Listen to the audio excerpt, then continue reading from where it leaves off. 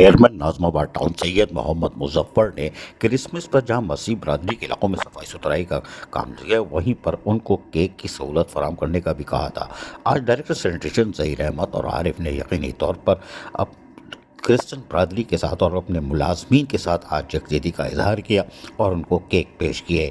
مسیح ملازمین کو جہاں پر وقت یعنی ایڈوانس سیلری دے دی گئی تھی، آج باقاعدہ ان کو کیک دے کر ان کی خوشیوں میں شریک ہوئے اور بتایا سید محمد مظفر، چیئرمین ناظم town, vice chairman Noman Siddiqui یہی چاہتے تھے کہ ہم اپنے مسیح ملازمین کو بر وقت سہولت فراہم کریں۔ تاہم اس موقع پر جہاں پر چیئرمین نے واضح طور پر ہدایت کی تھی، یعنی سید محمد مظفر نے، آج اس پر عمل درآمد ہونا شروع ہو چکا ہے۔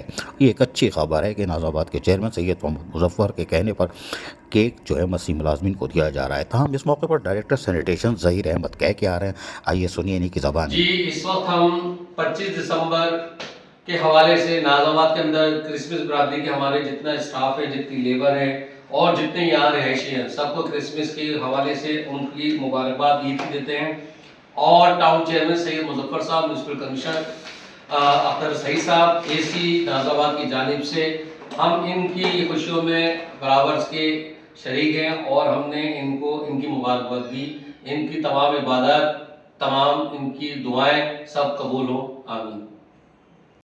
گزشتہ سال کی طرح اس سال بھی کرسمس پر سید محمد مظفر نے مسیح ملازمین کے احترام کیا۔ عزیز عارف، KBS بلدیاتی نیوز، کراچی۔